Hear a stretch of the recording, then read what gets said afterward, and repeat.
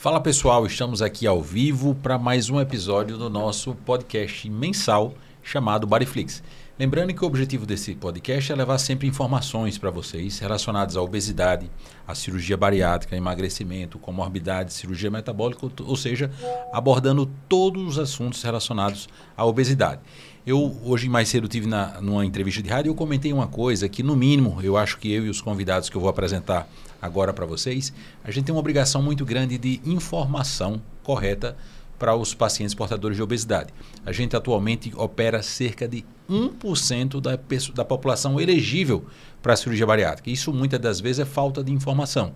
A partir do momento que a gente traz informação correta, informação cientificamente comprovada, a gente vai atingir esses pacientes que são portadores dessas doenças muito mal compreendida, que é tido muito mais como uma escolha do que uma falta de cuidado na sua saúde. A gente sabe que é uma doença endócrino-metabólica e precisa ser tratada como tal. E hoje o assunto é muitíssimo importante, que eu sempre falo, eu como cirurgião bariátrico, eu sou uma pequena engrenagem de um grande time. Eu sou uma pequena pecinha de um grande time. E não tem como a gente falar sobre tratamento para perda de peso, seja através da cirurgia bariátrica, seja através do tratamento com balão intragástrico, se a gente não aborda esse time fantástico chamado equipe multidisciplinar. É um tratamento multidisciplinar.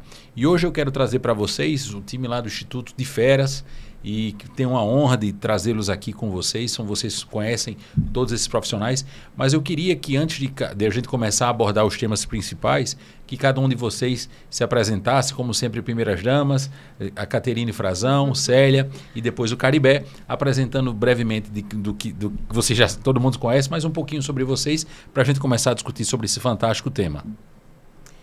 Bom, boa tarde, pessoal. É uma honra, um prazer estar aqui com todos vocês. A gente já tem o convívio diário.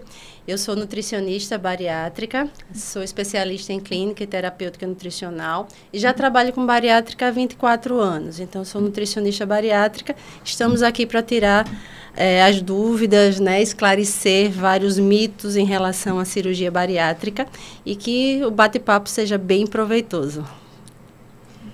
Oi, pessoal. Eu sou Célia, sou psicóloga. Sou especialista em transtornos alimentares, obesidade, cirurgia bariátrica. Sou especialista também em terapia cognitiva comportamental. Faço parte dessa equipe maravilhosa. E estou aqui também para esse bate-papo, para a gente tirar dúvidas e conversar sobre a importância, né, da equipe multidisciplinar no papel da equipe na cirurgia bariátrica.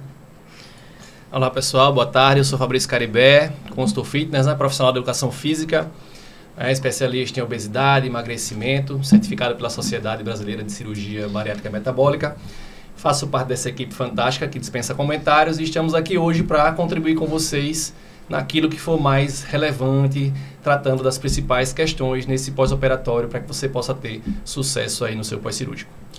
Perfeito. Melhor impossível, time de feras. Eu estou hoje aqui só para escutar e aprender muito com eles, que eles passem o máximo de informações para vocês. O nosso tema hoje é muito sobre a parte pós-operatória. Qual a importância da equipe multidisciplinar para o sucesso de vocês. Mas um tema que eu acho que a gente podia abordar de forma bem sucinta no início seria a parte do pré-operatório. Aquele paciente que vocês recebem no consultório e que precisa das primeiras orientações. Em relação à parte nutricional, Caterine, qual a importância que você vê de entender aquele hábito alimentar? Eu vou sempre nesse podcast tentar trazer muitos casos reais. Hoje aconteceu um paciente que estava com 10 dias de cirurgia e que ele era aquele paciente que tinha um hábito alimentar extremamente equivocado. Ele vivia à base de fast food e ele disse que está tendo dificuldade na aceitação de dietas que são basicamente obrigatórias para esse processo pós-operatório. Então, quando você pega um paciente no seu consultório, você faz aquela anamnese do padrão alimentar dele, qual seria a mensagem principal que ele tem que entender da importância desse preparo do pré para ter um sucesso no pós? Sim, primeiro colocar a importância da mudança de hábito, porque se ele chegou com obesidade até ali, a gente tem que identificar e pontuar o que é que está errado para começar a consertar. Eu sempre falo o seguinte, que na verdade a cirurgia, o pós-operatório, né, ele requer uma mudança de estilo de vida. E essa mudança começa no pré-operatório. Então, a gente analisa e observa algumas carências, muitas vezes, né? Uma percepção de um aumento de um nutriente que faz ganho de peso. E a gente incentiva essa mudança, no pré-operatório.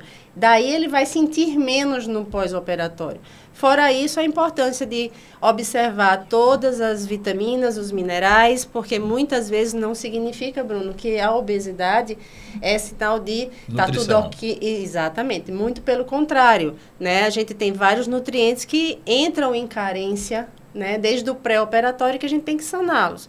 Outra é colocar o paciente num padrão, melhorar o fígado, melhorar a gordura central para facilitar e diminuir as intercorrências durante a cirurgia. Então, esse pré-operatório é muito importante a gente entender como o paciente se comporta, padrão alimentar, padrão bioquímico dele, né, que são os exames bioquímicos, e incentivar a mudança desde o pré-operatório. Perfeito. Um tema muito que eu vejo necessidade de o paciente ter o entendimento chama-se frequência alimentar.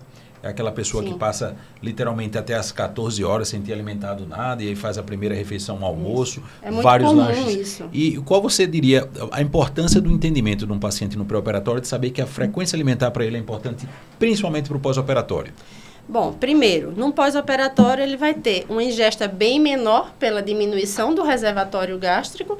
Então, se eu tenho um pequeno volume, eu preciso ofertar nutrientes para ele se manter, né, num padrão alimentar adequado. Eu não consigo te dar volume, eu preciso lhe dar frequência. Perfeito. Como é que eu vou colocar, né, nutrir um paciente que tem uma corpulência, uma obesidade, uma necessidade energética maior, com 3 refeições ao dia com o estômago pequeno? Eu não vou conseguir.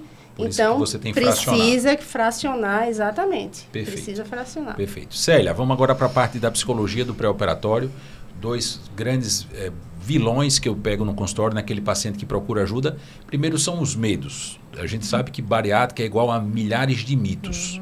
E aí o paciente chega literalmente em pânico. Eu quero fazer, mas eu estou travado. O medo da bariátrica. Como você abordaria esse paciente que ele vem todo travado?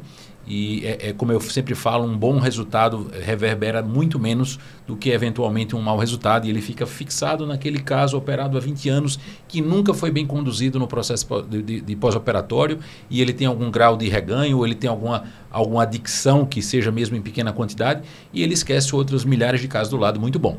Em relação aos medos, como você prepararia esse paciente, explicaria os benefícios da cirurgia? Primeiro que eu falo, quando ele fala que tem medo, primeiro eu falo para ele que eu acho ótimo que ele tenha medo. Normal. Tá? Olha, é ótimo, até porque o medo com limite, o medo faz parte, é ótimo que...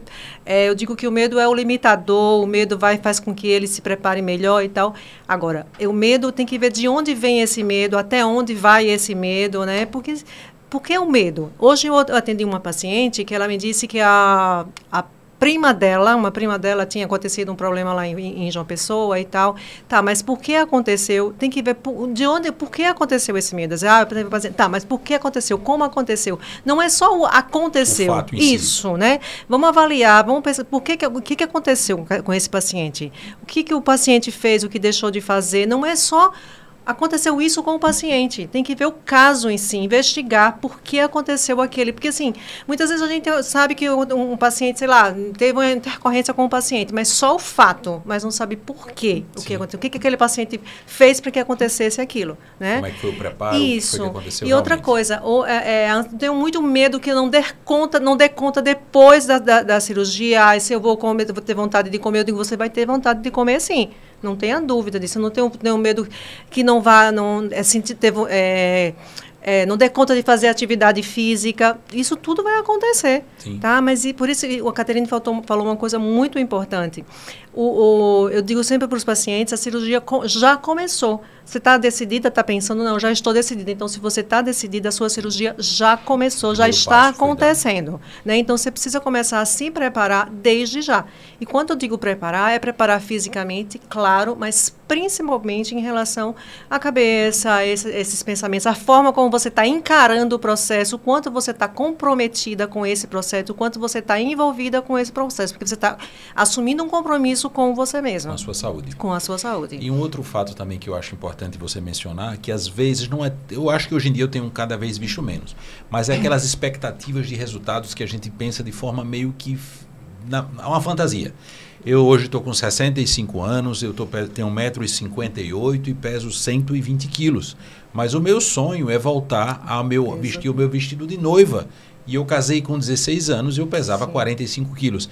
E a gente sempre tem que mencionar, e você vai falar isso com muito mais pertinência do que eu, que na verdade não é sobre o peso que ele vai perder. Não é aquela fantasia do corpo quando eu casei. Não é mais a idade para isso.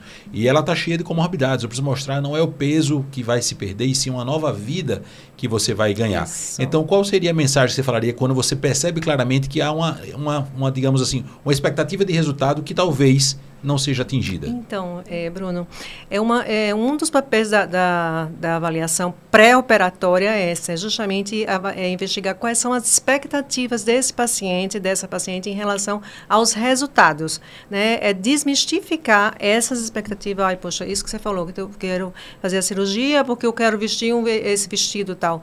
Peraí, não. O que você vai ganhar além do vestido? O que você espera além do vestido? Imagina, esquece o vestido e quais são os outros ganhos que você pode ter além do vestido. Vamos deixar esse vestido aqui um pouquinho de lado. Além do vestido, que outros ganhos você vai ter além desse vestido? Né? Precisa fazer com que ele enxergue quais... Balança, isso. Vamos deixar... Olha o que você está hoje e olha onde você pode chegar. Lá na frente, o que sabe? Quais são esquece, deixando o vestido de lado, quais são outros ganhos que essa cirurgia vai te trazer? Perfeito. Entendeu? Perfeito. Um pouquinho sobre o Caribé, um dado também importante, eu vejo isso muito no consultório. E existe esse mito, pessoal, vocês sabem disso, que todo obeso, ele é obeso porque ele come tudo errado, é preguiçoso e ele é inativo fisicamente. A gente sabe que isso é uma grande lenda. Eu pego dezenas e dezenas de pacientes todas as semanas que ele é portador de obesidade grave e como ele vem combatendo essa obesidade durante toda uma jornada de vida, ele é ativo fisicamente, ele alimenta-se na maior parte do tempo de forma muito saudável. Então eu queria que você explicasse isso, que nem todo obeso é sedentário, como nem todo sedentário é obeso. Não é mais ou menos isso? É bem por aí, Bruno. A gente às vezes tem essa mania, as pessoas de fora, principalmente os leigos, de julgar essa questão, de taxar como o obeso sendo preguiçoso, sendo aquele que se fechar a boca e fizer exercício resolve todos os problemas, quando a gente sabe que é uma doença metabólica e que o metabolismo desse paciente, dessa pessoa, já está, de certa forma, danificado. Através de diversos ciclos que ele já teve daquele chamado efeito sanfona, a gente sabe que esse metabolismo já não responde mais. E ele vem, às vezes, com atividade, tem um gasto calórico altíssimo, às vezes vem até com a dieta também já um pouco planejada, através de diversos ciclos, e ainda assim ele não consegue perder peso, ele não consegue emagrecer com qualidade. E aí, realmente, ele tem que buscar a cirurgia, porque a cirurgia tem esse caráter metabólico. Eu costumo dizer que a cirurgia dá um novo metabolismo e que a gente tem que fazer esse novo metabolismo para esse obeso rodar a favor dele, rodar num formato mais gastador. É como se fosse ver no cheque especial. Entendi. Então a gente tem que fazer isso. E é isso que a gente procura mostrar para ele. Que, primeiro, calma, você não tem culpa nesse quesito. Então nós vamos trabalhar com a equipe multidisciplinar para que a gente possa encaixar isso e aí ser mais assertivo na prescrição da atividade. Perfeito. Outro tema também que eu queria conversar para finalizar a parte do pré-operatório com o Caribé são os extremos de obesidade. A gente estava discutindo agora há pouco, antes de entrar no estúdio, sobre casos de obesidade muito grave. Eu acabei de comentar, eu atendi hoje uma paciente de literalmente 36 anos, com índice de massa corporal 65, super obesidade, é a maior classificação, pessoal, em nível de obesidade. A gente tem obesidade mórbida, que é entre 40 e 50, super obesidade de 50 a 60 e super acima de 60. E essa paciente, literalmente, da recepção do meu consultório até entrar no meu consultório, ela chegou totalmente ofegante. E a gente sabe que esse tipo de paciente ele tem uma reserva cardiorrespiratória muito ruim. Literalmente, se eu tenho uma dificuldade de andar da recepção do consultório para um consultório médico, chegou ofegante, o condicionamento físico dela para uma cirurgia em si não é o suficiente. Esse é o tipo de paciente que a gente exige uma imersão no programa com a equipe multidisciplinar, da parte nutricional, psicológica, a endocrinologia de forma fundamental medica, mas a gente precisa melhorar o condicionamento cardiopulmonar, que você faz muito isso. Como é que seria essa obesidade, essa abordagem de obesidade extrema que você vai no vai a gente tem? Joia, Bruno. Aí, nesse caso, a gente fala uma coisa que para algumas pessoas parece ser um pouco contraintuitivo, porque quando a gente pensa em condicionamento cardiovascular, a gente sempre vai pensar em exercícios aeróbicos, caminhada, tudo. Mas como você mesmo disse, uma simples caminhada da recepção para o seu consultório, ela já estava ofegante. Ou seja, ela carrega muito peso, ela não tem musculatura e articulação preparadas para aguentar, para suportar esse peso, e por isso o coração dela acelera muito mais para poder bombear sangue para a circulação no corpo todo. Nesses casos, a gente aborda da forma colocando primeiramente exercícios voltados para a força. Simples fato de sentar, levantar, coisas desse tipo, engrenando ali, puxando um pouquinho da mobilização muscular dela, para que ela possa ter depois uma caminhada com mais eficiência. Então, muitas vezes, a gente começa pelo caminho, teoricamente, inverso, que, na verdade, a gente agrega. Em um momento vai ter a parte aeróbica, para melhorar esse cardiovascular, mas em um outro momento a gente tem que tratar da parte muscular, para que ele possa fortalecer essas articulações, para que ele possa fazer uma caminhada eficiente. Perfeito. Porque se não tiver musculatura e articulação preparada, ela não vai conseguir fazer uma caminhada que traga o benefício cardiovascular que ela precisa. Perfeito. Esse comentário que o Caribé fez em relação à parte cardiovascular é muito importante, inclusive eu mencionei para essa paciente. Nosso coração nada se trata do que uma bomba, que tem que bombear sangue. E esse coração ele é dimensionado para, teoricamente, ser o biotipo. Uma pessoa de 1,80 m pode, teoricamente, ter um coração para bombear sangue de uma pessoa, vamos chutar, 95 quilos. E eu fiz essa conta para ela. O coração dela estava tendo que bombear mais do que o dobro, quase o triplo da capacidade que ele foi programado. E aí isso desmistifica muito um mito do passado, que existe obesidade saudável. Eu tenho um tio dele, 41 anos, ele tem um IMC de 40, os exames são todos normais, faz caminhada diária de 1 hora, mas aí os estudos nos últimos 10 anos têm mostrado que esse obeso saudável não existe. O termo correto, na verdade, chama-se obesidade metabolicamente compensado. E os estudos demonstram que esse paciente ele tem uma diminuição da expectativa de vida de 10 a 15 anos. E a razão é exatamente essa que você comentou, é uma sobrecarga cardíaca a longo prazo, a bombinha não vai dar conta. Uma comparação que eu gosto muito de fazer é você ter uma bomba sapinho numa casa térrea e primeiro andar, onde essa bomba sapinho tem que bombear sangue para a caixa d'água. A obesidade faz com que você construa mais 14 andares e queira que essa mesma bomba sapinho funcione bem durante muitos anos, jogando água 14 andares acima do que era programada. Vai falhar. Então, acho que finalizando um pouquinho da parte do pré-operatório, o principal objetivo da gente hoje é abordar o sucesso seu do pós-operatório. Sempre que a gente fala, a gente quer ter sucesso. E não existe sucesso da cirurgia bariátrica se não tem um tema equipe multidisciplinar. Não existe, simplesmente, vocês sabem que existe casos de reganho de peso, eu pego o caso de reganho de peso operados há 15, 20 anos, geralmente por outras equipes, mas pode ser minha, sem dúvida, e você faz sempre algumas perguntas no final para o paciente, eu faço sempre de propósito. Por quanto tempo você foi acompanhado pelo cirurgião que lhe operou? Meses. Pela nutricionista, até o 2º módulo de dieta. A psicóloga? Não fui. Eu fui só pegar o laudo do pré-operatório. E a educação física, o acompanhamento com o educador físico, não eu abandonei. Logo no primeiro mês eu me empolguei. E então esse é o cenário ideal para um reganho de peso no futuro. E abordando um pouquinho sobre essa questão do pós-operatório, um tema que é muito debatido, Caterina, dos pacientes, é a suplementação e a importância da suplementação no pós-operatório imediato. A gente sabe que tem uma dieta muito restrita, por razões óbvias, pela cicatrização do trato digestivo que acabou de ser operado. E então, se eu não posso comer um bife, eu tenho que substituir ele por algo. Para inibir uma coisa que eu vou bater muito nesse momento, é a sarcopenia, que é a perda de massa magra, ou seja, um emagrecimento correto. E qual seria a importância para o paciente entender dessa suplementação ser feita de forma correta no pós-operatório imediato e a médio prazo? A suplementação ela é fundamental. Primeiro, porque a ingesta realmente é muito pequena e não atinge só com a alimentação, não consegue atingir as necessidades, né? Tanto de proteína, de macro e micronutrientes. Então, a gente sabe que a perda de peso muito rápida, a gente tem uma perda de massa magra também. E para amenizar essa perda de massa magra, existe um percentual esperado de perda de acordo com a quantidade de músculo esquelético que esse paciente tem, tá? E aí a gente tem que colocar realmente suplementos de proteína, porque só com a dieta, a ingesta é muito pequena e a necessidade é muito aumentada. Perfeito. Então, a conta não fecha. Tá? Então, a necessidade de proteína, eu digo sempre que o primeiro ano a gente não consegue parar os módulos de proteína, porque a gente não consegue atingir só com alimentação. Isso podendo estender mais um pouco. É para o resto da vida os módulos de proteína? Não, dependendo da capacidade de ingesta. E os polivitamínicos, de acordo com a cirurgia, tanto o sleeve, o bypass, ele tem a necessidade do polivitamínico, né? Quando a gente tem a cirurgia, o bypass, que é uma cirurgia que mexe no intestino, a gente tem uma necessidade maior, 200% mais ou menos uma ingesta diária recomendada, que é a IDR. A sleeve, 100%. Alguns nutrientes específicos a gente precisa suplementar, né, com um aporte maior, porque pela modificação da técnica cirúrgica, a gente não vai ter uma absorção suficiente. Então, a questão é, a gente não pode fazer a cirurgia para sair de uma obesidade e entrar numa desnutrição. Desnutrição não é só aquela magreza extrema, não é isso. É falta de nutriente. Então, os macro e micronutrientes, eles são extremamente importantes. A suplementação é fundamental para que esse paciente fique bem, né, bem nutrido. Então, sem suplementação, a gente não consegue.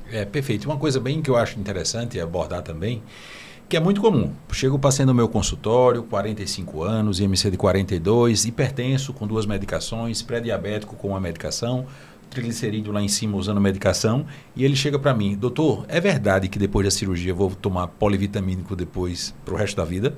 Eu só falto cair para trás. Eu digo, mas entenda, deixa eu explicar, você está com obesidade mórbida, você tem uma qualidade de vida impactada. Toma um monte de medicação. Exato. Você vai ter uma doença crônica e progressiva associada a esse aumento da incidência de doença cardiovascular, câncer, autoestima lá embaixo e toma 5 medicações. O que é que você acha se seria interessante você trocar tudo isso por uma cirurgia extremamente segura, com resultado extremamente satisfatório, e você vai trocar tudo isso por um polivitamínico diário. E polivitamínico não é remédio. Exato. Assim, e aí um dado que a Caterine comentou, não é raro. Eu não tenho esse dado de forma oficial no meu consultório, mas eu diria que em torno de 50% a 60% dos pacientes que começam a jornada do pré-operatório têm alguma carência de alguma vitamina. Ah, sim. A vitamina D é 100%. Por conta da obesidade que inibe a correta absorção. Isso, exatamente. A vitamina B12, as vitaminas do complexo B também são depledadas. E outra coisa vale salientar que às vezes pegam a bioquímica e olha lá a faixa de referência acha que tá okay. E acha que está ok, mas não é assim. Tá? Isso tem que ser bem calculado e direcionado. Tá? E medicamentos são drogas, polivitamínicos é um complemento da alimentação, não é remédio. Perfeita colocação. Então você vai trocar obesidade, doenças, várias medicações por saúde e um polivitamínico diário. Inclusive hoje eu atendi 2 pacientes com 15 dias de cirurgia que não estão tomando mais remédio para diabético nem para pressão. Isso é fantástico. Né? E aí, nossa, o maior objetivo nosso é justamente esse. Perfeito. Em relação ao pós-operatório, perguntar um pouco a Célia, existe 2 tipos de fome, todo mundo sabe, aquela fome física e aquela fome emocional. E como a Caterine também pega num gancho na parte nutricional, existe a evolução da dieta, da líquida para pastosa, semissólida, sólida. Então, e tem a do pré, que também vai de 5, 7, 15, 20 dias. Depende dos achados. Exato, dependendo de alguns dados do pré-operatório. Então, eu vejo muito aquele paciente que fala, tô com fome, isso não pós-operatório imediato, lógico, mas eu vejo muito que é uma falta de uma mastigação, aquela fome emocional. Como é que você consegue explicar a diferença delas? Que, lógico, depois de quase 20 dias, você já está entrando em vários tipos de alimento que você vai parar essa queixa. Mas no início é um medo que muita gente tem. Da falta da mastigação. Da fome, do que é a fome física, o que é a fome emocional e a mastigação. Isso que eu trabalho no pré-operatório, tá? Primeiro tem que diferenciar o que é fome física e o que é fome emocional, tá? Aqueles pacientes que regulam as emoções através da alimentação. Bruno, a gente tem que deixar muito claro que o paciente que tem obesidade, ele é um paciente que a gente chama, que tem uma condição que a gente chama de alexitimia, que é a dificuldade de nomear as emoções, de nomear, de identificar. Então, tudo que ele sente, por exemplo, estou ansioso, estou triste, não sei o quê. Então, ele acha que é fome ou acha que é vontade de comer, e aí ele vai para a comida, tá? Então, assim, tudo ele leva para a comida, achando que aquilo ele vai aliviar com a comida, tá? Mas é pela dificuldade de identificar o que é que ele está sentindo, ou de identificar, ou de entrar em contato. Ou então, para aliviar, para se livrar daquele incômodo, ele vai para a comida, tá? Então, assim, precisa ser trabalhado isso, por isso que a gente fala muito de avaliar isso, qual é a relação desse paciente com a comida, porque tem esses pacientes que tudo dele ele regula com a alimentação. Então, para isso, precisa ver qual é a função da comida na vida desse paciente. Quando se fala em, trocou a comida pelo álcool, não existe isso, troca de compulsão. Não existe, tá? A não ser que o paciente tenha na comida esse regulador emocional. Tá? Então, por isso que a gente precisa avaliar, precisa ver como é que esse paciente lida com essa questão da comida. Então, aí você falou uma outra coisa muito importante, que é essa questão da mastigação, que realmente eles sentem muita necessidade, principalmente no início. Por quê? Porque, assim, Bruno, todos nós, o ser humano, a gente regula também as nossas emoções através da mastigação, nossa agressividade, toda essa coisa toda. Quando você fica privado dessa mastigação, fica tudo retido. Tá? Então, quando você sente isso, quem tem mais uma personalidade mais quieta, mais calma, fica mais, sabe quando diz, tá depressivo. Não está depressivo, ele está sentindo a falta da mastigação. E quem é mais irritado, mais expansivo, fica muito mais agressivo e tal, mas tudo isso falta da mastigação, porque a gente regula essa agressividade. Não dá, tem paciente que diz, mas eu não sou agressiva, não sou irritado. Todos nós somos, mas só que a gente exercita isso no dia a dia, mastigando. E quando falta isso exacerba, entendeu? Então, assim, quando volta a mastigar, eu digo, calma, quando você volta, daqui a pouco tudo isso passa. E aí, complementando, tem alguns pacientes que falam, eu preciso mastigar, eu posso mastigar chiclete? Né? Não é, gente, olha, veja só, toda mastigação, quando a gente coloca o alimento na boca, o estômago se prepara para receber aquele alimento, né? Aumenta o suco gástrico, e quando você chupa o chiclete, ninguém vai engolir o chiclete. Então, você aumenta aquele pH do estômago, isso não é bom, tá? O mastigar o chiclete não vai fazer bem, não, nem vai substituir essa vontade. Lembrando que essa parte da mastigação, essa queixa, sempre quando vem no pós-operatório comigo com 7 e 10 dias de calma. O próximo módulo vai estar vindo. Quando chega o próximo módulo, a introdução da mastigação, vai melhorando, vai melhorando. Cada consistência é melhor do que a anterior. Lógico, isso aí é um fato. Você está com a dieta normal, bem precoce. Mas tem que ter paciência. Perfeito. É o que eu falo. Sacrifício é temporário, o benefício é para o resto da vida. E a segurança, né? A segurança. A gente antecipar a consistência, o risco de complicação na cirurgia passa a aumentar. Então, é questão de segurança. E um pouquinho no Caribé, uma coisa que eu acho que mudou completamente a abordagem da gente no pós-operatório foi depois que a gente introduziu o profissional do educador físico no nosso pós-operatório. O foco da gente hoje sempre, o que eu pego no pé dos pacientes, é a musculação ultraprecoce. Você vê de forma muito acertada, fazendo essa consultoria, essa avaliação. Então, explique mais ou menos para os pacientes que é impressionante, pessoal. O pessoal chega com uma semana, doutor Bruno, eu quero voltar para a academia, para o CrossFit, e eles me cobram. É aquele mito, não existe obesos literalmente sendo estereotipado como um sedentário. Eles vêm pedindo. Então, queria que você explicasse de forma bem sucinta como seria, com quanto tempo você tem avaliado esses pacientes, quando você introduz a musculação e como é a sequência de evolução da atividade física no pós-operatório. Joia. Então, esse paciente, quando ele vem para mim no pós-operatório, vem ali entre o 10º e 15º dia, né? Então, segunda semana mais ou menos ali. Então, a gente trata nesse paciente conversando sobre a importância da preservação da massa muscular, que é o que você tinha falado antes, evitar sarcopenia, que é a perda de massa muscular.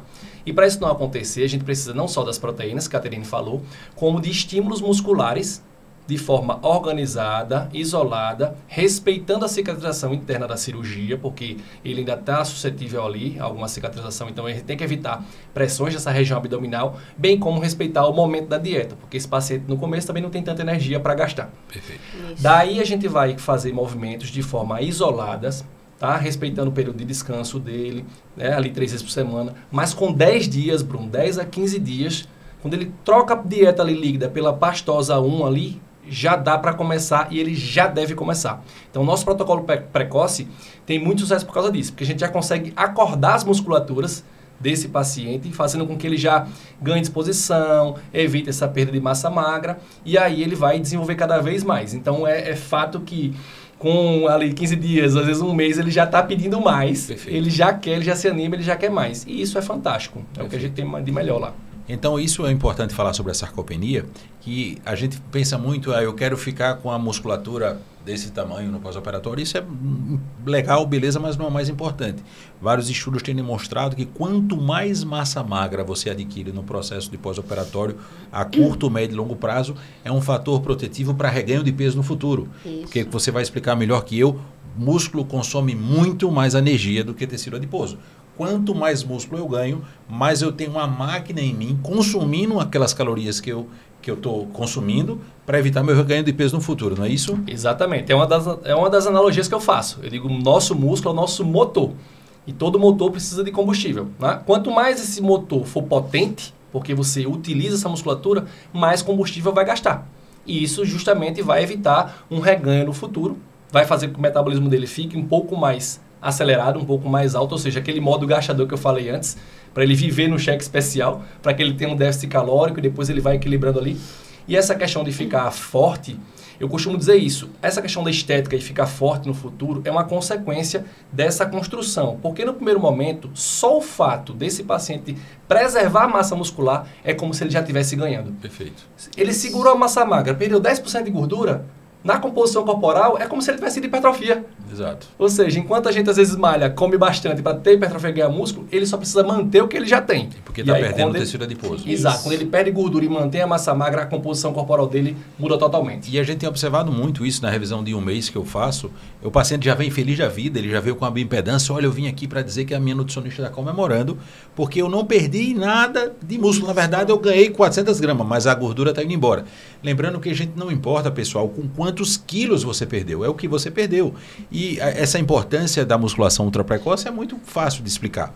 Imagine que você perdeu 15 quilos no primeiro mês de gordura e músculo. E aí você depois no segundo mês não começou a musculação ainda. Vai para o segundo mês, eu não vou começar ainda não. Quando ele vai começar a musculação, com 60, 90 dias, ele vai ter que recuperar aquela massa magra que já perdeu. Ele vai correr atrás do prejuízo. Então a importância dessa musculação de forma ultra precoce. Abordando um pouquinho novamente, vamos pensar agora no pós-operatório mais tardio. Eu contando um pouquinho do histórico, pessoal, a cirurgia bariátrica ela sofreu vários saltos evolucionários, eu sempre falo. Ela tem mais de 40 anos. Lá atrás, o bom cirurgião bariátrico ele tinha dois objetivos. Ou desviar o intestino muito, eram as famosas cirurgias desabsortivas, e eu induzia uma desnutrição, e eu achava que aquilo era o correto. Era aquele período que a gente que os cirurgiões daquela época, não tenho idade para tal, operavam aqueles gigantes. Tivemos um segundo momento que a gente entendia que o bom cirurgião era aquele que dificultava o paciente de comer. Usava-se o anel. Era aquela má fama que a gente carrega, infelizmente, até hoje com a bariátrica, que o paciente não consegue comer carne, não consegue comer frango, sai da mesa para vomitar e volta para comer de novo. E é uma verdadeira catástrofe de pós-operatório. Mas hoje isso foi tudo abandonado. Dois anéis que eu coloquei na minha vida num paciente de cirurgia bariátrica, eu ainda era residente. Desde então, o entendimento atual da cirurgia bariátrica abandonou essa necessidade. Hoje, a melhor definição que eu acho de cirurgia bariátrica são alterações promovidas no trato digestivo, independente da técnica, que vão fazer uma série de liberações neurohormonais que vão otimizar o seu metabolismo, melhorando sua taxa basal do metabolismo, diminuindo seu apetite, aumentando sua saciedade e melhorando seu organismo como um todo, promovendo a perda de peso. E aí, entrando nesse mérito, o que é um paciente que ele tem que entender, que às vezes ele chega no meu consultório com essa queixa? Eu vou fazer bariátrica não, porque eu vou ficar com limitações alimentares para o resto da vida. Eu vou sair para comer com um ano num pires. E aí, com o entendimento e com a técnica moderna da cirurgia bariátrica, esse mito, ele tem que ser considerado como real? Ou o que é que você tem que dizer para o paciente, como é que é o processo alimentar dele a longo prazo? Não, ele come, ele volta a comer normal.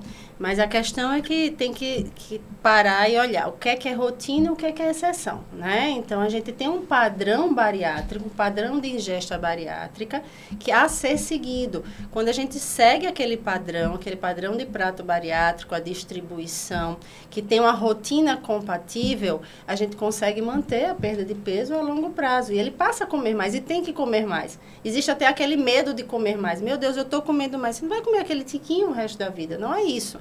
Tá? Vai comer mais, vai se adaptando à cirurgia, vai produzindo mais enzimas digestivas, vai tendo esvaziamento gástrico maior, mais rápido, e você passa a comer mais. A questão não é o quanto come, mas o que come. Tá? Que às vezes o que é que acontece? Eu fiz a bariátrica, eu posso comer, vamos dizer, pizza, sanduíche, aí segunda, terça, quarta, quinta, porque eu não vou engordar. Isso não existe. São alimentos de alta densidade calórica. Por mais que você coma pouco, mas você está ingerindo uma quantidade maior de gordura, uma quantidade maior de carboidrato, então pode vir até um reganho de peso tardio.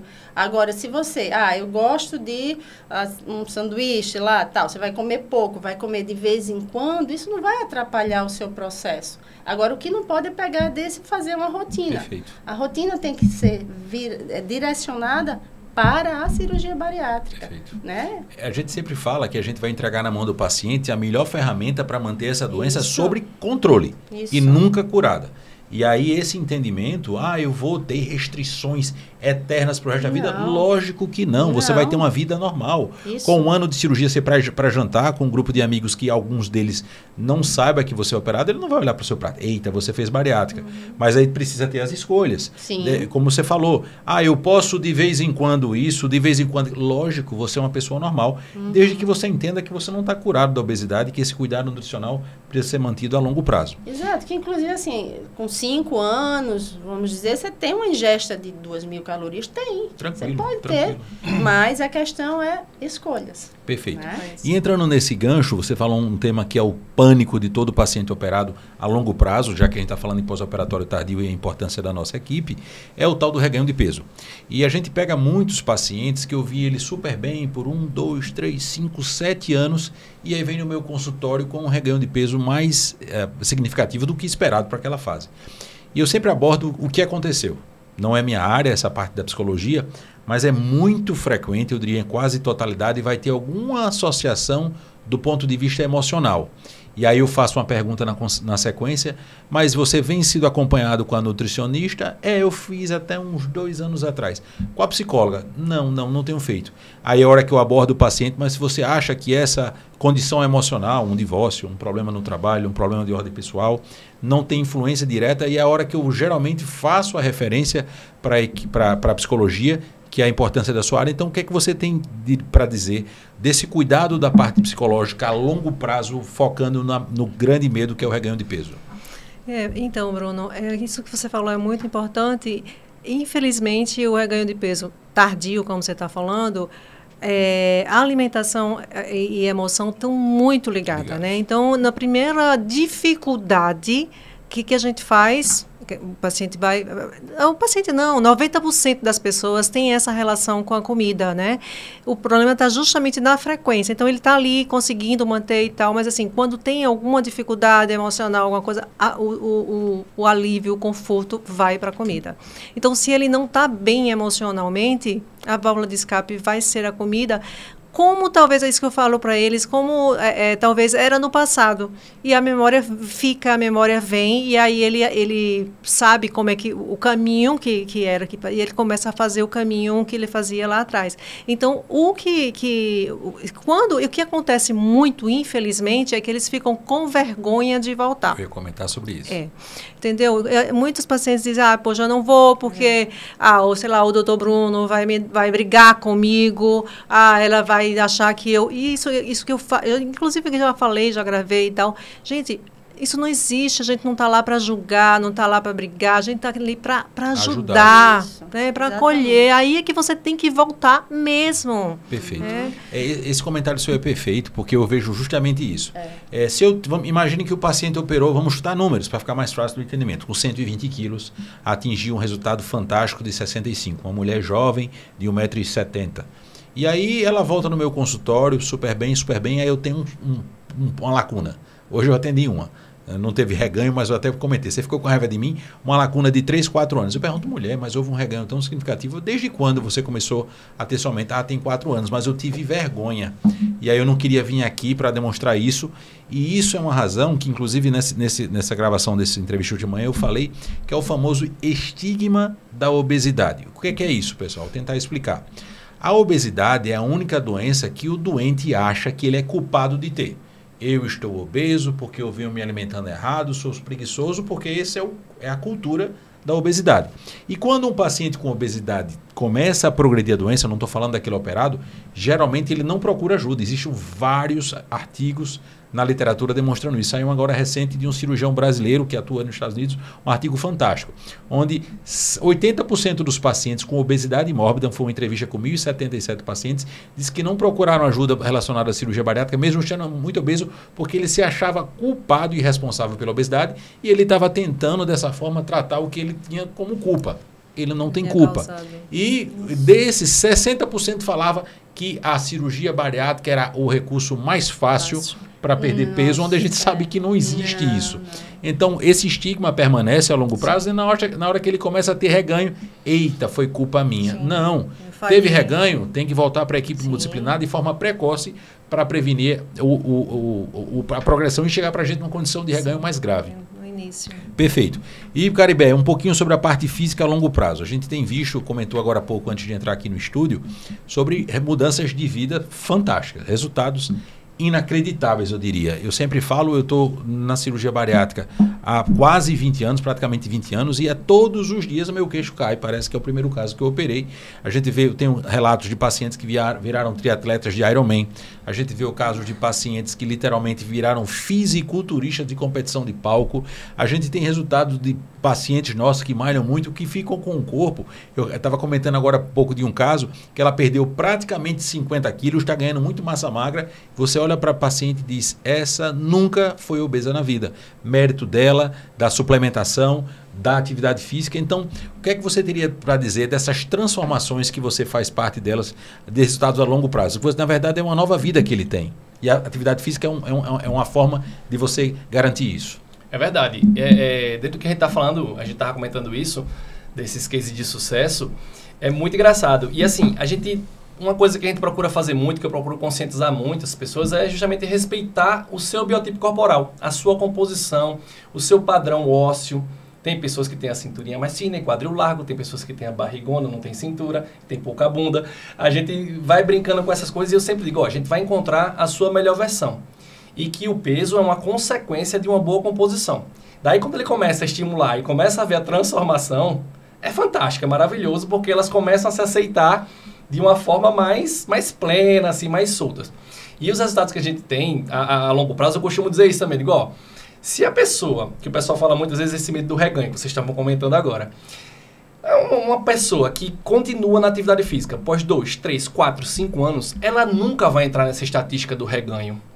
Só vai ter aquele reganho que é o considerado aceitável por um ajuste corporal, mas não é considerado um reganho de forma negativa. Falha da cirurgia. Não é falha, é aquela coisa do corpo se equilibrar ali. E eu costumo dizer isso, poxa, tá na atividade após 5 anos, comendo, suplementando, nunca vai dar errado um paciente desse. Não vai entrar nessa estatística que às vezes a gente escuta, que o pessoal só fala da parte negativa às vezes, né? Essas estatísticas ruins. O pessoal que está malhando, eu até brinco, eu digo, vai lá no meu Instagram para você ver. Não é porque eu sou bom, não. É porque você vai ver pessoas que estão malhando. E quem está malhando está cada vez mais bonita. E um dos elogios que as meninas recebem, principalmente as mulheres que são mais participativas nas postagens, você parece que nem fez cirurgia bariátrica. Está tão linda. Porque cria aquele estigma de que o bariátrico tem aquela cara padrão, uma cara envelhecida, aquela flacidez, tudo. Sim. E isso só acontece com quem perde tudo, principalmente massa muscular, que a gente estava falando, que é a sua estrutura física básica. Se você preservar músculo, você vai ficar cada dia mais jovem e mais bonita. E é isso que acontece com a gente, por isso que a gente brinca lá, é muito engraçado essa questão. E um dado importante que eu vejo, muitos pacientes de obesidade, eles se sentem envergonhados, antes da cirurgia, de frequentar a academia. Eu escuto isso toda semana. Acha que não é para ele, não é. Não, eu vou lá, eu tô com obesidade, a roupa nem cabe em mim, eu vejo aquele tanto de jovem, tudo malhando e tudo.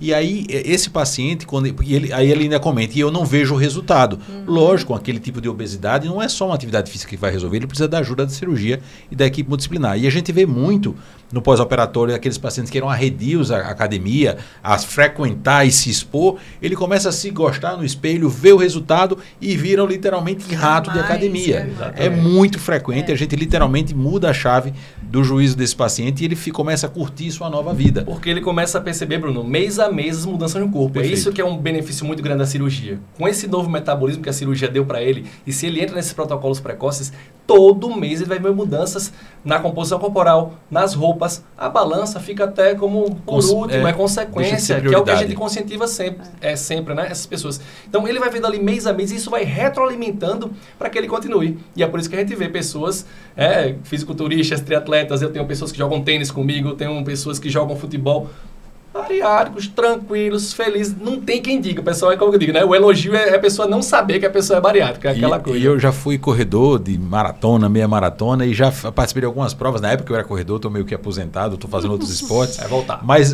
literalmente que os pacientes me passam na corrida e dão um tapa nas minhas costas. Bora! E aí, doutor Bruno, isso não tem satisfação melhor. Eu tipo assim, olho para aquilo ali, eu fiz parte daquela transformação. Isso é muito interessante. É gratificante, né? Demais. A gente, como eu falei, eu faço isso há tantos anos, e parece que eu estou fazendo pelo primeiro mês da minha vida. Com essa possibilidade, é uma coisa mágica. Você tem, através das suas mãos do trabalho de vocês, de você transformar completamente a vida de outra pessoa. A gente vibra. E, para finalizar, vamos ter agora mais uns 10 minutinhos. Eu queria que vocês também se sintam à vontade de comentar algo que você acha importante para ter um sucesso relacionado à sua cirurgia bariátrica a longo prazo, tanto do ponto de vista nutricional, psicológico e de atividade física. Então, Caterine, se você fosse dizer para você qual o segredo dos nossos pacientes que pensam em operar, que estão no pré-operatório, que já estão operados, que já operaram há muito tempo, estão super bem, ou operaram há muito tempo e está tendo algum grau de reganho, qual o segredo? Diga, se você fosse resumir em dicas, qual o segredo do bom resultado a longo prazo do ponto de vista nutricional? Na verdade, o segredo é foco e constância. Você tem que manter um padrão, né? Tanto de atividade física, no estilo de vida, um estilo de vida saudável. Mude o estilo de vida. Se a anterior não estava dando certo, a gente precisa mudar, né? Então, a persistência, a constância em tudo, né? No padrão alimentar, no exercício físico. O sucesso da bariátrica, ela é um conjunto de fatores. Eu falo muito dos 4 pilares. É atividade física, alimentação, saúde mental, sono, né? Porque a cirurgia é a ferramenta, mas o responsável para que ela realmente tenha sucesso é você mesmo. Da correta utilização dessa ferramenta. Exatamente, né? Uma ferramenta está na sua mão, cabe a você utilizá-la da forma correta. E eu sempre gosto, falando um pouquinho dessa parte nutricional, vamos lá, a gente acabou de passar a festa de final de ano, agora carnaval, férias, e aí a gente vê que o paciente naquele período, eu viajei com a minha família, ficou 15 dias fora, eu não segui uma dieta normal. Voltou, claro, agora focar, claro. dá uma olhadinha na sua bioimpedância, o que é que aconteceu nesse período? E não deixar a coisa solta, e começa a ter aquele aumento discreto, e daqui a pouco não é tão discreto, então esse foco na saúde. Lembrando, hoje os desfechos que a gente tem como objetivo na cirurgia bariátrica não é a perda de peso. Aumento da expectativa de vida é o foco primário, diminuição da incidência de 13 tipos de câncer, principalmente relacionados para a mulher, aumento da autoestima, aumento da sua qualidade de vida. Então, a gente lhe entrega uma nova vida, usa essa ferramenta de forma correta para você ter um bom resultado a curto, médio e longuíssimo prazo. E do ponto de vista emocional, psicológico, Célia, qual seria a dica que você daria para os nossos pacientes do sucesso a curto, médio e principalmente longuíssimo prazo? Sim. Como a gente já está cansado de saber, a obesidade é uma doença crônica, recidivante, às vezes o reganho de peso, aquela coisa toda, faz parte, né? É da doença. Mas, para a gente ter esse sucesso que você está falando aí, a longo prazo, a gente precisa entender que o paciente precisa estar atento a ele mesmo, sempre estar se cuidando, isso que a Caterine falou, né? O equilíbrio emocional. E para que o paciente tenha esse equilíbrio emocional, ele precisa estar se observando o tempo inteiro. Tá? Ele não dá para... O paciente obeso é outra característica do paciente que tem obesidade, que não fala mais paciente obeso, é paciente que tem obesidade. Ele tem um olhar voltado para o externo. Ele tem muita dificuldade de olhar para ele. A gente precisa fazer com que esse paciente entre em contato, se observe mais, ele se conhece, mas ele tem essa dificuldade de olhar para ele mesmo. E aí tem uma coisa importante, que é o ambiente obesogênico que ele vive, são os sabotadores que ele tem no ambiente. A família é muito importante. Isso. A família tem uma coisa de dizer assim, eu não tenho nada com isso, quem fez cirurgia foi ele. Gente, a gente precisa entender que foi ele que fez a cirurgia, mas assim, sabe aquela história de que os olhos não veem, o coração não sente, não deseja? É muito mais fácil para ele não ter vontade de comer um pacote de biscoito recheado se ele não vê. E vamos combinar que biscoito recheado não faz bem para ninguém, né? Nem para o paciente que fez a cirurgia, nem para o pai, nem para a mãe, mas para ninguém. Eu vi um comentário bem interessante do Hassum, do comediante, que ele é operado, ele é um grande defensor da bariátrica, que ele falou, quando você vê um diabético, ninguém chega no domingo, rapaz, hoje esse chocolate, só hoje. Só hoje. Mas se for para o obeso operado, não, você está tão bem operado, hoje é o domingão, então vamos liberar bebida, comida, só hoje. Sim. Esse só hoje não é falado para um diabético, porque talvez para o obeso. Sim. Então isso é um dado bem importante para a gente comentar. E focando na parte da atividade física também, para a gente finalizar, para deixar alguns comentários para o final. Qual o segredo, você diga, aquele mito que eu odeio musculação e não quero. Tudo bem, existem formas de você substituir a musculação, então a gente tem que sempre deixar essa mensagem. Às vezes o paciente tem que se encontrar naquilo que lhe dá prazer. E aí, qual o segredo você diria para você promover essa mudança de vida com esse grande sucesso a longo prazo? Exatamente. A gente vai procurar sempre colocar atividades no sentido que ele consiga ter prazer. O treinamento de força você pode fazer de diversas formas. Pode fazer em casa, o próprio corpo. Existem alguns esportes, como trabalha esse funcional, crossfit, né, a musculação clássica. Você tem diversas formas. Desde que passe esse momento da cirurgia, né, que a gente respeite esse momento de cicatrização e de dieta, ele vai estar liberado para ter uma vida normal e aí buscar alguma coisa que ele goste de fazer, que é o ideal. Eu costumo dizer que o paciente ele tem uma vida normal. E nessa vida normal, ele vai ter que ter um cuidado com a saúde dele no sentido de exercício físico, alimentação, cuidado emocional, é tudo que a gente já vem falando aqui. O segredo do sucesso não é um fator apenas, bem como do fracasso. Eu sempre digo isso para eles. Então, quer ter sucesso? Vamos ver normal. Vamos malhar, vamos cuidar da alimentação, vamos cuidar do sono, vamos cuidar das proteínas, porque eu tenho minhas metas de proteínas diárias, você tem, todo mundo tem. Então, todo mundo tem que ter o seu controle alimentar. Eu brinco sempre que digo, ó, vigiar e orar, sempre. Bato palma lá nos resultados, ó, tá bacana, vigiar e orar. Mas não é fazendo medo, não é colocando medo, é só mostrar que mantenha, faça a manutenção daquilo que tá bom. Então, o segredo é você ter essa manutenção. Foque no comportamento, que é uma parte que Célia domina. Focando no comportamento, nessa mudança comportamental, os resultados vêm a longo prazo. E aí você não fica naquela coisa de, vou bater minha meta de peso, X peso, quero X quilo, quero perder tanto, quero entrar na roupa tal. Você começa a não focar mais nisso, e sim no benefício que cada dia, com a sua mudança comportamental, vai trazer benefício. E isso aí é que é o sucesso, porque aí a pessoa não vai parar nunca de fazer atividade. Ela vai sempre buscar algo novo, inclusive, uma nova experiência para que ela siga ao longo da vida. Vida normal. Perfeito. Estamos finalizando. Eu acho que valeria a pena também comentar que, além dessa equipe multidisciplinar presente, a gente tem outros profissionais sempre envolvidos nesse processo de pós-operatório. Uma etapa fundamental que eu acredito hoje, quando a gente começa a debater um pouco sobre reganho de peso, é a endocrinologia. A gente tem a doutora Penélope, a doutora Clarice, fantástica endocrinologista, e hoje há uma evolução diária das medicações para tratamento de peso e de reganho de peso. Então, por vezes, o paciente retorna ao nosso consultório precisando de ajuda ou querendo até melhorar um resultado incrível. Eu falo sempre que endócrino não está lá para tratar só para quem precisa, quem ganhou peso. Eu quero melhorar minha performance para ganho de energia, de massa magra, de metabolismo, de sexualidade. Então, toda essa abordagem multidisciplinar é importante. Temos na clínica também, importante também comentar e ajuda nesse pós-operatório fono.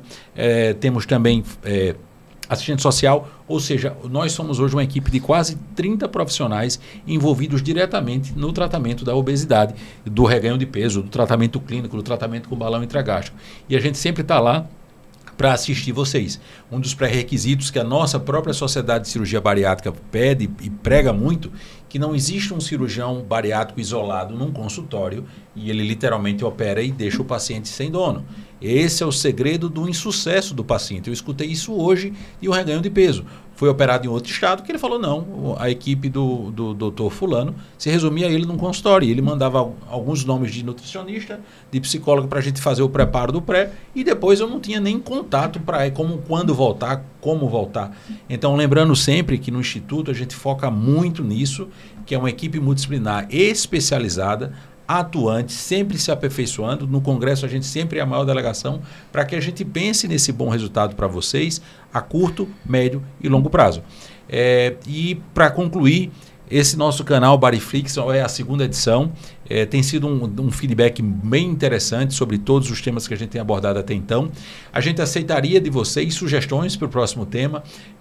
Seria com a endócrino, seria falar sobre um pouquinho de balão intragástrico, seria reparadoras. Então a gente vai aceitar sugestões, a gente vai postar no Instagram depois, não é isso, Fabrício? O link para você poder assistir, e você pode colocar nos comentários qual tema, e colocado também no texto, qual tema você quer para ser comentado no próximo mês aqui no Bariflix. Então eu queria muito agradecer a presença dessas três feras que se dedicam em vida, como eu e eles também, ao tratamento da obesidade através da cirurgia bariátrica ou alguma outra forma de tratamento. É uma honra muito grande, eu sempre falo. Eu falei hoje brincando com a paciente, ela acabou de rir. Psiquiatra, lembrei, esqueci de uma especialidade importante. Sim. Hoje eu direcionei para a doutora Maria Clara, uma psiquiatra excepcional. E E aí um dado importante que eu falei para essa paciente, olha, eu tenho uma equipe multidisciplinar tão boa, e que gera tanto elogio que de todo mundo eu sou o mais fraquinho de todos. E a paciente me deu, eu brinco muito sempre, mas é isso, você sendo cercado de pessoas excepcionais, melhores do que você, talvez em algumas áreas, é você garantir que você vai crescer junto com elas, vai entregar melhor resultado para os seus pacientes. E se eu entrego um melhor resultado para o meu paciente, é um melhor resultado que eu tenho para a minha clínica, todo mundo ganha junto. Então, queria agradecer mais uma vez a presença do Caribé, Célia e Caterine por esse podcast fantástico. Me coloco mais uma vez de sempre à disposição para os próximos capítulos. Vamos ver se a gente consegue manter um capítulo mensal nessa minha agenda nada tranquila durante esse ano de 2024. E mais uma vez agradeço muito a vocês que estão participando aqui dessa transmissão ao vivo. Lembrando que vai ficar também disponível para vocês alguns trechos desse podcast, vai ser disponibilizado nos próximos meses para levar o que eu sempre falo, a informação correta. Se a gente trata tão pouca gente que precisa da nossa ajuda, talvez essa informação de forma assertiva, correta, cientificamente comprovada, faça com que você entenda que você é portador de uma doença e não escolheu tê-la. Então, mais uma vez, muito obrigado a todos e a gente se vê em breve no nosso próximo Bodyflix. Escolhe o próximo tema, aceitando sugestões.